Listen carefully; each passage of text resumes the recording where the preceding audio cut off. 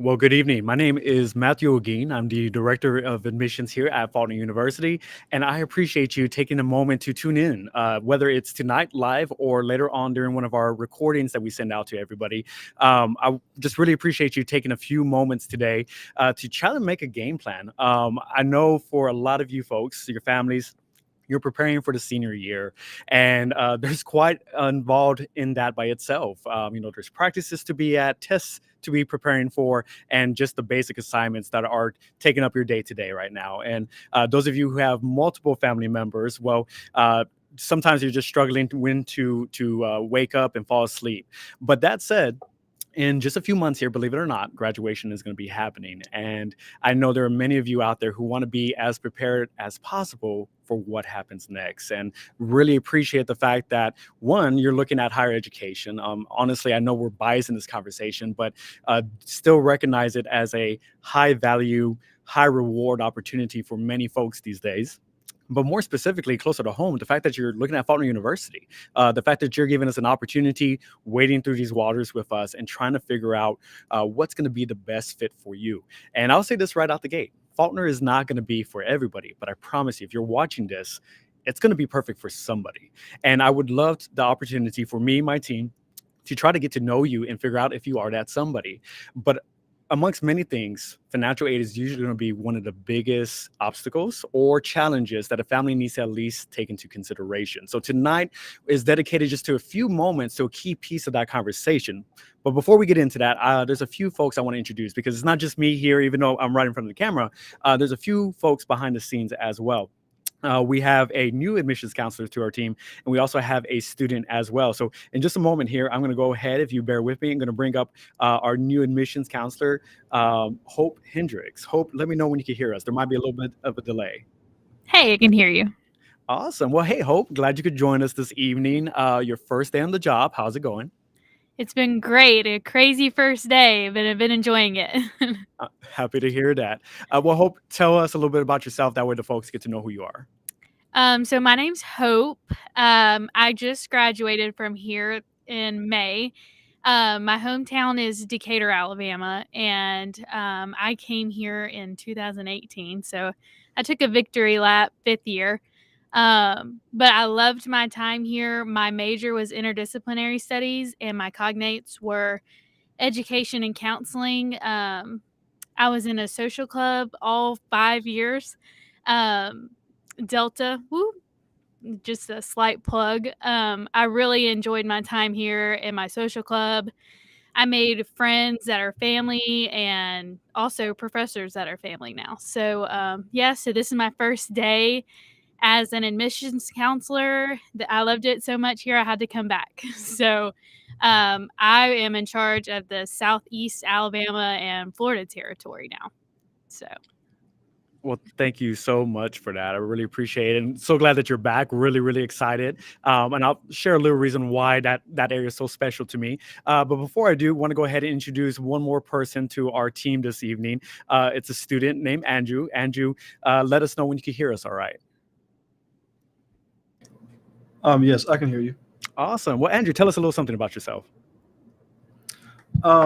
There's really not much. I'm from a really small town, and Matt was actually my admissions counselor. So we've grown pretty close over the years, and now Hope's taking over those stomping grounds. So I'm excited to see who she brings in. I'm a CS major here, so hopefully I can lend a hand behind the scenes and kind of make sure things run smoothly. Awesome. And CS being what? Computer science. Awesome. Awesome. Well, Andrew, thanks for being here, manning the chat. So in just a moment here, we're going to have the chat box available for folks. So if you're watching live, you'd be able to go ahead and see us. And if questions, very specific questions that you have, sorry about that, you could go ahead and add them to the chat, and we will try our best to come back to them later on. But that said, let's jump into kind of the meat of the conversation this evening, the FAFSA. As I mentioned earlier, this is a cornerstone topic when it comes to the financial aid. And what I would like to do this evening is break up the conversation to 3 segments, essentially. The first segment is to directly address the issue with the FAFSA this year, the delays and the consequences coming from it. But then secondly, I just want to have an honest conversation about what in the world the FAFSA actually is. I know there's a lot of families kind of similar to myself. I was blessed to have some amazing parents that worked hard for the opportunity to give me the opportunity to attend a college, even though my dad himself was a Marine. And even though my mom, most her life, worked two jobs. She worked dry cleaning and she worked laundromat. So even though they did not have that opportunity themselves, they worked very, very hard to make sure I had that opportunity. And as grateful as I am for that, there were a lot of questions we didn't know to ask. In fact, we didn't even know what to ask half the time. And so I want to make sure we give a little time for families in a similar situation to just explain what the FAFSA is to begin with and why it is crucial to you and your student. And then last but not least, just want to go ahead and give a little bit of an opportunity to explain how does FAFSA interact specifically with Faulkner Award. So that said, let's jump in to the fact that the FAFSA has been delayed. So essentially, I'm going to come back to this point later on. Think of the FAFSA as one big application for 5 different things the government offers. Simple as that. One big application for 5 different things the government offers. And essentially, they're looking at your tax information, and we'll get down to a few more details regarding that. But FAFSA has been a crucial instrument in determining financial aid for students for decades now at this point. I remember dealing with the hassle of it, and when I say specifically I did, I guess my mom dealt with the hassle quite a bit of looking through tax returns, entering information. It was a very tedious task. Like, you were easily looking anywhere between 30 minutes at best to 45 minutes, even an hour, and that's if things went smoothly. Well, over the years, there was recognition that FAFSA needed an update. There needed to be some type of change to it. And eventually that made it all the way up to Congress and lawmakers. And they said, hey, this needs to be changed. You need to update it. There needs to be some type of easier method for our families here. And so that task was taken on. But to give them all due credit, it's a pretty big undertaking. And they announced this back last summer that these changes were happening with the concept of simplifying the FAFSA, taking it some 130 questions, I believe, down to about 35, 36 questions, a huge change. So now on the top end, it should only be taking families about 30 minutes. But everything is great in plan. It is the execution that tends to go ahead and fall wayward. And that's exactly what happened, unfortunately. Initially, they were hoping to get us close to the initial October date that most families deal with, just like any other generation prior. But then that got pushed back to November. Then November got pushed back to, some schools said early December, but really, I know our team here was saying, actually, the government didn't specify. They just said December. And that could be December 31st for all we know.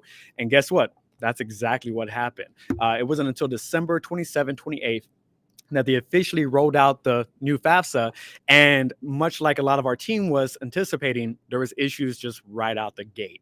And again, got to give them credit. It's a big undertaking, but there was just a lot of system crashes. There was not as much opportunity for families to actually get it done. And at this point, I'm probably preaching to the choir. I'm sure a lot of you were probably there on the front lines dealing with this. But the FAFSA finally was open, and slowly but surely momentum was gaining. And in fact, there might be a few of you who've already submitted your FAFSA. But here's where another consequence, another issue is rising up now. Just because a family has submitted the FAFSA to the government, that doesn't mean a school has it yet. A school needs this information to help determine a couple of different things. But it is essential for us to receive it, especially private higher education universities like Faulkner University. So the thing is, even though you submitted it, the government still has it. And late January, early February, we were expecting an announcement to say, hey, this is ready for you guys. Go ahead and take the information. This is some extra details you need to be accompanying along with the parents' information. But instead, what we got that late January was notification that the FAFSA information was now being delayed to get to us yet an additional month. They are anticipating early March and mid-March now for that information to be shared with us. And as you can guess, we're pretty frustrated about that because we know you guys are frustrated about it as well. And we are not able to do much. We're not able to present the full package, the full picture of what your financial aid is going to be without that crucial piece of information. And I will say their reasons are somewhat warranted. Apparently, one of the things they also wanted to kind of include in these changes was the fact that inflation is happening right now in the nation. Let's be honest. We're all aware of it when we go to the grocery store, when we go out to eat. Inflation is a very real thing at the moment. And government wanted to go ahead and make sure this was an opportunity for the families to get a little extra funds out of that to compensate for the inflation going on, which is not a bad concept, obviously. A family who was getting money is now getting a little bit more money. A family who probably didn't qualify for anything from the government is probably now qualifying for something from the government. So when it's all said and done, I guess if we're all a little patient and we get a little bit more money out of it, I guess that's not too bad of a trade-off. That doesn't change the fact that it's still frustrating, though. It doesn't change the fact that delays are still happening. And so that is just a quick recap of what the issue is going on a fundamental level right now, is that the government now wants to address inflation. And so they're adjusting all their numbers, all their information that is in turn going to be shared with universities to use the way we typically use it. Which brings me to just a little bit of a preview of how that affects Faulkner University. And we here at Faulkner offer 100% of our students 100% financial aid, as in every single one of our students receive financial aid. And with that information, a lot of our students receive something called university grant. This is something need-based, where essentially we look at the scholarship a student is getting through their own academics, through any type of athletic program, extracurricular like cheer, esports, or football, basketball, anything along those lines. And then we look at what the government's offering you as well. And we look at our prices for the year, and we have an honest conversation. We ask ourselves, is there anything we can do just to show a little love to the family, saying, hey, we want to help in your investment of higher education. Can we provide a little something? Now, not every family is able to receive this university grant, but there are a lot of families who do. And without FAFSA, we cannot determine what university grant amount is available for every family. So that's the preview of what the issue is going on right now. But for those who are just super confused, like what in the world again is the FAFSA? Well, allow me to walk you through this ever so quickly, if you don't mind. So I'm going to go ahead and bring up a presentation, if you will bear with me for a moment here.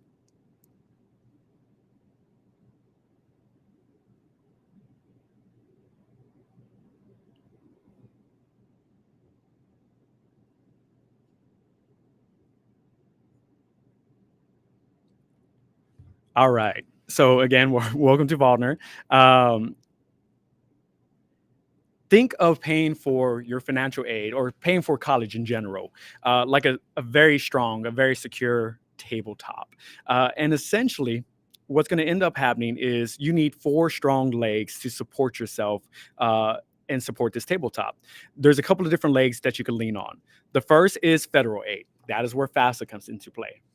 Secondly, for those in the state of Alabama, there's actually a little bit of state aid available. The great thing about Faulkner is that we do not inherently cost more for a student who lives out of state. So my friends in Florida, Georgia, Mississippi, even Alaska, you guys, there's no such thing as out-of-state tuition. We're the same price whether you live in Montgomery or if you lived in any of those states. However, Alabama residents get a nice $1,000 to $1,200 scholarship from the government, from the state itself, to help out with your education.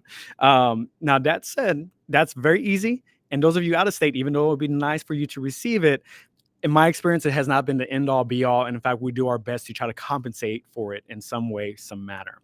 Then that brings us to leg number 3, institutional. That's what most people think of when it comes to scholarships. It's like, what is the school itself going to do for me?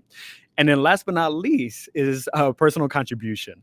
Personal contribution is going to be what a family may or may not have set aside, what they might be paying for with a part-time job, but it doesn't necessarily end there. It could also be maybe auntie gave you $50 and that's something you want to contribute. Or maybe it is, and this is what we're really hoping for, you took some time to look for outside scholarships. And we're going to get into that conversation a little bit later. But again, let's go ahead and refocus on this federal aid part, the FAFSA part, very quickly. So again, stereotypically is open up in October, but then it got pushed all the way back to the end of December. And as I mentioned earlier, think of the FAFSA as a single application for 5 different types of federal aid. Well, what in the world is that aid? Well, it comes down to the following.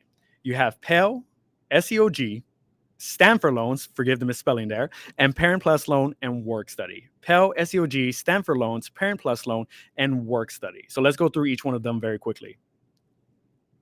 First is Pell. This is free money from the government based off need. This is what every family is kind of hoping for. Now, for the class of 2023, the maximum amount of money that a student could get was somewhere around the 7,290, 7,300 range. So that was the maximum amount of money a student could get for absolutely free from the government. They never had to pay it back. The only thing is they had to be a full-time student with a university, and they need to submit their FAFSA. Simple as that. Now, on the other end of the spectrum, obviously, the lowest a student can get is $0. And that is typically determined by a family's tax information and the other questions answered on the FAFSA. So number one is Pell. That's what every family is looking to gain. Now, in conjunction with that is SEOG. The long name for it is Supplemental Education Opportunity Grant. It is once again a need-based grant, and it's used at the school's discretion. So every school uses it slightly differently. For Faulkner, we use it as a first come, first served basis. And essentially, if you're living on campus, emphasis on living on campus, this is an additional $1,000 to stack on whatever Pell money you got already. So if you got zero money, if you got zero Pell, unfortunately, you did not get any SEOG. But even if you got $1,000 of Pell, then you're getting an additional $1,000 of SEOG. But the key word is first come, first serve. And typically, the advice I would give is do your FAFSA early. Well, there is no such thing as early anymore. It's just do it as quickly as possible. So be sure to go ahead and knock this out soon. That way you have a better chance of getting even just a little bit more additional aid. So those are the first two, and those are completely free. But there is yet another category, which is unique. It's not completely free, but it's not a loan. It's something called work study. And the best way I could go ahead and explain this is that the school provides the job, but the government provides the paycheck. Simple as that. School provides the job, the government provides the paycheck. So it could be jobs ranging from a lot of different departments here on campus. Andrew, I know he does a couple of jobs here on campus, actually. He just began working in our office here just a couple of weeks ago. But for some weeks prior, he's actually been part of our landscaping crew here, helping out, and I really appreciate all his hard work along with his team out there. But there are other students who are running mail packages here for the university. There are others grading papers. There are others taking attendance for chapel. There's a number of different ways you could go ahead and get connected with a job here on campus. But the key word is you need to qualify, and your FAFSA determines whether you qualify or not. And again, it's at the school's discretion. And once again, it's first come, first served. In fact, the way we've recently implemented is you actually have to have an interview. So just because you qualified doesn't necessarily mean you get it. You got to do an application, and you need to interview for an X amount of different jobs here on campus. So make sure you keep all of this in mind as you are trying to consider whether or not you have work study. And let me go ahead and make this point very, very clear. Work study was designed with the student athlete in mind. And what I mean by that is that you're not working 40 hours a week. You're not even working 20 hours a week. Typically, a work study student is doing anything between 1 to 10 hours. Those who are just super, super aggressive, it is supposed to be a part-time concept. And what the government is essentially saying is, hey, we will happily pay you up to $900 a semester as long as you have the hours to back it up. Now, the work is typically around minimum wage. So that means you got to go ahead and do the amount of work that adds up to $900 a semester. And there's a lot of variables to that. Is your particular job, is your particular boss going to be able to give you that many hours in a given week? And even if they did, are you actually going to take the time and show up and work those hours? So if you don't make $900, it may not be because the hours were not available. It just may be that you didn't show up to work all that often. And since it's a work study job, there's a little bit more flexibility as far as letting somebody go along those lines. But don't test those waters, please. But that said, work study is a great opportunity to supplement any type of income you have. And here's the last thing I will bring up about it. Unlike Pell and unlike SEOG and unlike loans, work study, you could use this however you really want to. If you wanted to go across the street to our Taco Bell, if you wanted to go across the street to our Krispy Kreme or what have you, you could use your money for work study for that. If you wanted to go ahead and fill up your gas tank, if you wanted to go ahead and visit some family, you could use this money for that reason. However, my personal 2 cents, for whatever it's worth, take about 10% of that and put it towards whatever your balance is for any college that you have. Just use those resources very wisely if all possible. And that's easier said than done. I know it's very, very tempting to go out to whatever type of activity it is. Here at Montgomery, we have water rafting that somebody could do in the springtime. It's very easy to spend money, but if you can, be diligent with the funds you are receiving. The next thing I want to bring up is a couple of things regarding something entirely different. This is going to be more along the loan route. And I know me as a family, me as a student, doesn't necessarily think of loans as aid, but the government does, because it is money to aid your education, to aid your funding.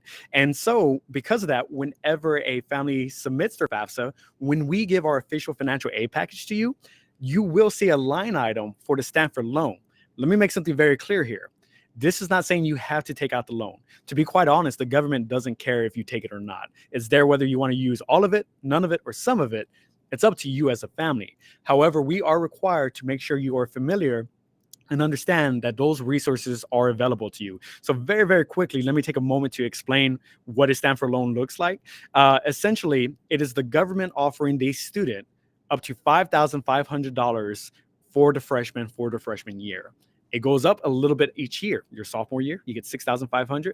Your junior year, you get $7,500, and your senior year repeats that at $7,500 as well.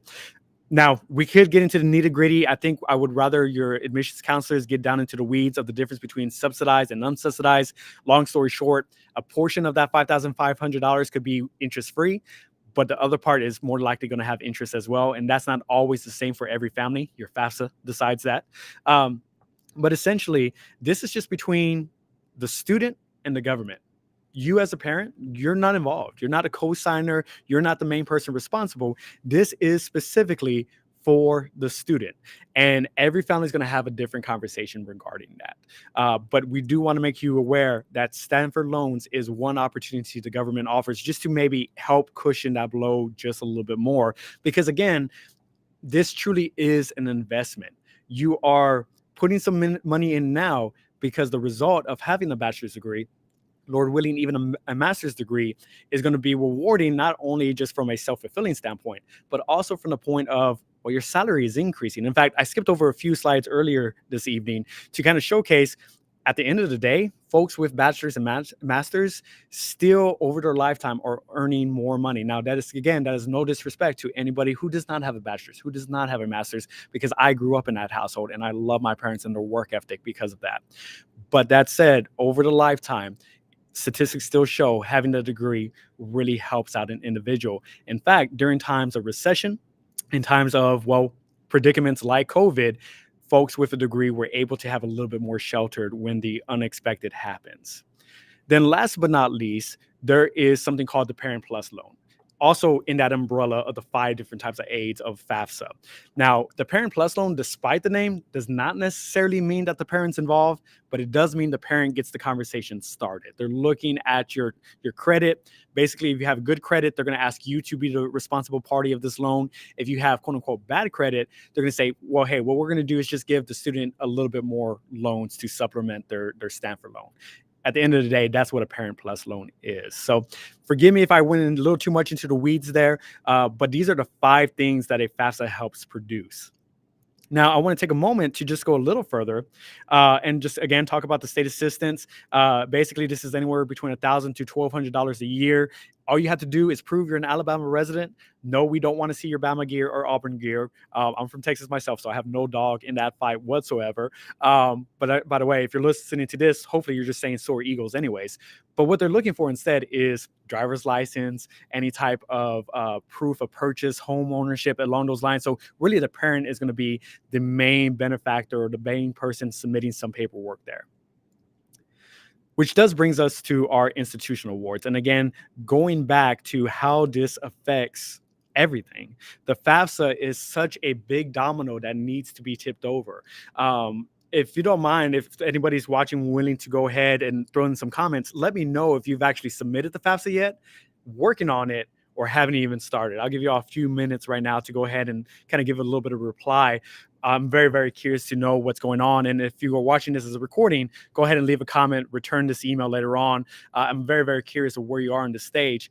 But even students who were, blessed to have something like our Zorn Scholarship. Our Zorn Scholarship is a Bible opportunity for full tuition. If you're going to be a Bible major here at Faulkner, there is an opportunity perhaps available to you to get full tuition.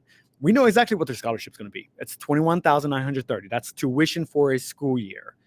But we don't know what the government's coming in to supplement that, to help with room and board. It could be that the government's going to throw in an additional $5,000. It could be that they're throwing in an additional $7,000. And if that's the case, the student is pretty much coming to Faulkner with nothing out of pocket outside of maybe a few fees and books. That's the kind of difference we're talking about here. And what's unfortunate, though, where Faulkner and other private schools like us are at a little bit of a disadvantage, is the fact that state schools, they know exactly what type of scholarships they have because their scholarships are not tied into FAFSA the way ours are.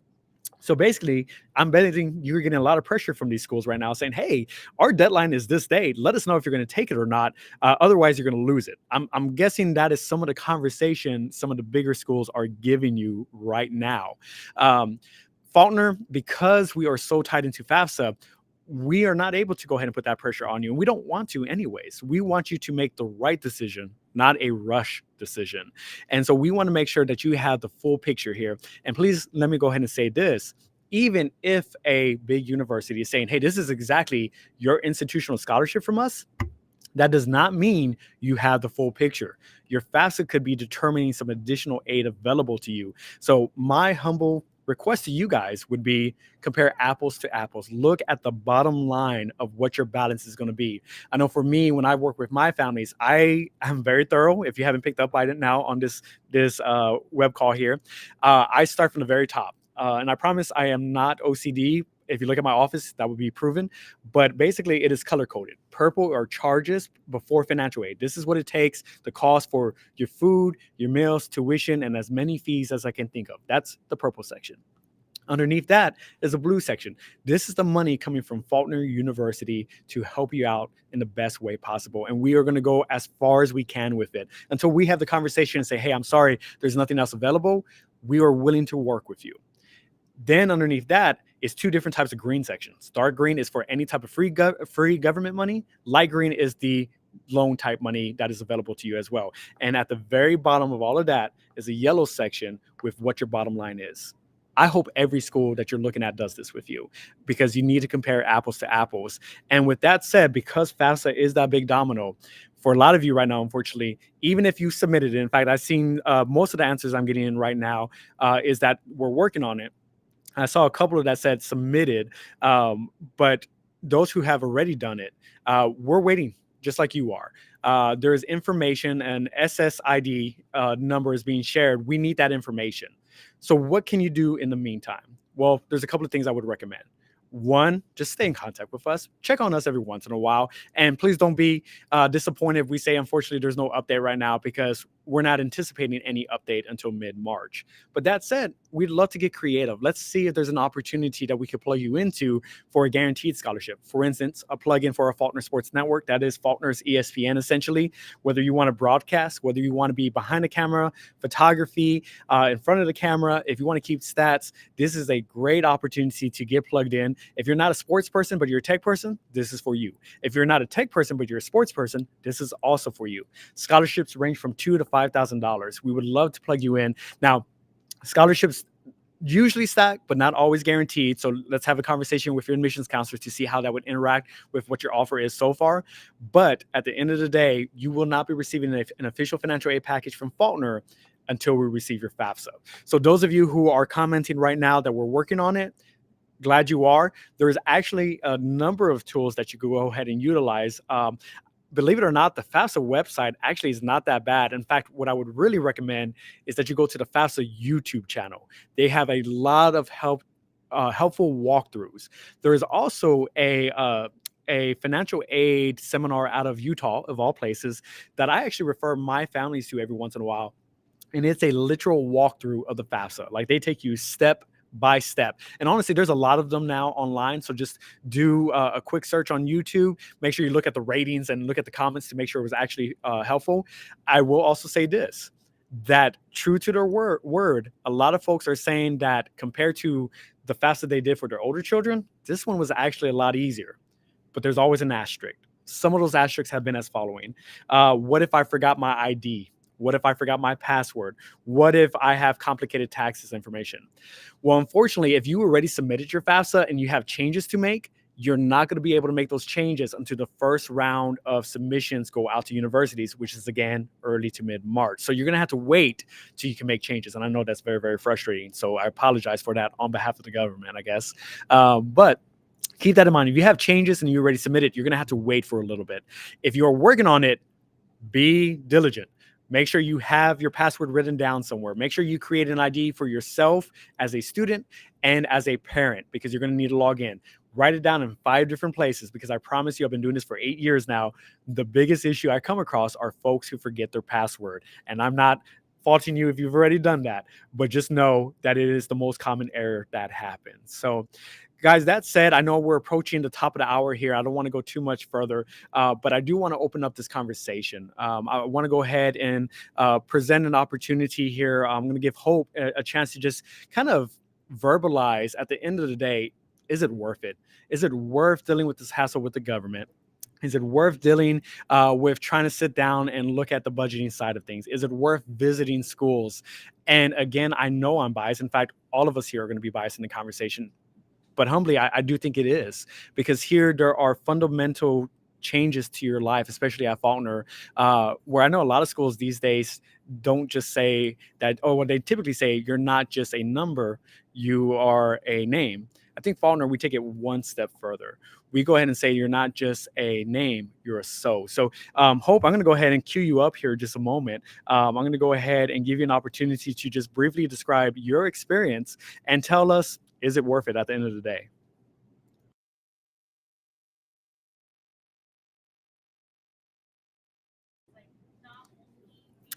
Hope, I think you might be mute right now, by the way. There you go. There we go. Okay. Sorry about that. Yeah, what I was saying is, like, not only here with my experience did I become part of this tight-knit community, but I also had so many opportunities to become a leader in this community. And, you know, whether that be in SGA or in my social club, like, you just have so many more opportunities to become a leader in this community. And, you know, not only is a college degree just valuable in and of itself, but a degree from a Christian institution where they truly do value your soul. And not only are you a name, but you become family. Like my professors, like one of my professors, Rebecca Horn, she was like my mom away from my mom. And like she just truly cared about me. And, you know, she would text me and I would see her at church. And, you know, I was like, I just want to spend my Thanksgiving with her. So, you know, my social club experience, it's just so special. And, you know, we got to do Jamboree every year, and you just like those people that you're with every day in your social club, they become your family too. And, you know, truly the money that I invested into this college, it was so worth it. And it was worth it because the investment that they made into me. And yeah, I would really say that the experience was priceless. Well, Hope, I definitely appreciate you chiming in on that. I'm really looking forward to working with you and hoping other families. And actually, how about this? You're going to see kind of a live online instructions for Hope here as far as training is concerned. The fundamental philosophy I have had for the last 8 years, I want to be the person I wish I had when I was a senior in high school. And I hope that every single member of our team keeps that in mind. We need to be the person we wish we had or that we did have at the time as well. And so, Hope, I'm really looking forward to working with you. Appreciate you being on with us this evening. That said, I want to go ahead and just open it one more time for any type of questions you might have. If you have a question, please go ahead and leave it in the comment box. I'm asking Andrew to jump in here too if he happens to notice any type of specific questions here in a moment. But Andrew, as we're waiting for any questions before we start wrapping up here, do you want to give any feedback yourself about your experience as a current student? Because you're actually still paying the bill, right? Give us some feedback about your experience so far. Yeah, Faulkner was actually the first school that I toured, and I toured 3 times, which I know, with it not being the biggest campus in the world, 3 times is a little excessive. But I just felt, drawn to this campus and the atmosphere, and I would like to lean on something that Hope said: the Christian atmosphere and people like Miss Horn. I mean, I have no connection to the education department whatsoever, and they just treat me like I'm, one of their children. And Miss Horn's brownies, Lord, that should be enough to, bring you to Faulkner before anything. Um, but no, the personal connection you have with every individual on campus is unlike anything that I ever expected. Coming from a small town myself, it was a big allure to come to Faulkner because of the more personable professors and the atmosphere. So throughout my time here, it's just reaffirmed that outlook. Um, just having the one-on-one time with the professors, or even you know, your classmates, the connections you have formed here are unlike anything that I could ever imagine. I have lifelong friends that I know that I can lean on whenever I need to. Um, and the level of education you receive here, because it is so personable, and the one-on-ones, and you can send an email to your professors at any time, and they know your specific situation because they take the time to invest in you. It's very comforting to know that if I have a question about a specific assignment, I can, even call one of my professors. They might not be too happy about it. It depends on the hour, but they'll definitely take that opportunity and invest in me and make sure I understand the assignment and check up on me personally, not only academically. So I can't recommend Faulkner enough. Well, Andrew, man, I appreciate that. I'm really glad you're here for sure. Andrew, thank you for joining us this evening. So it looks like we don't have any additional questions. Just want to give a quick shout out here. Miss Amanda, uh, grateful that you were able to tune in with us. Hopefully, some of this information went a long way for you. Definitely want to help out in any way possible. Just reach out. In fact, if I can, let me go ahead and share my email address. So if you have any additional questions, I can either answer myself or point you to the direction of your admissions counselor and make sure I kind of prompt them along to reach out to you as soon as possible. Mogeen, that's how you pronounce that, by the way. Most people just call me Matto. Mogeen at faulkner.edu is how you can reach me. I'm going to leave that up for just a little bit. While I also go ahead, Miss Mandy, really hope that it goes smooth. Again, they're saying it's easier. I hope it is as easy and smooth as they're saying it is. Same thing to Ellis. I might be reading that wrong, so I apologize. I don't have my glasses on right now, but really hoping that we get that information since he submitted it so quickly. So I appreciate the feedback.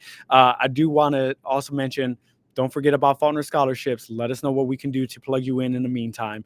We want to help out.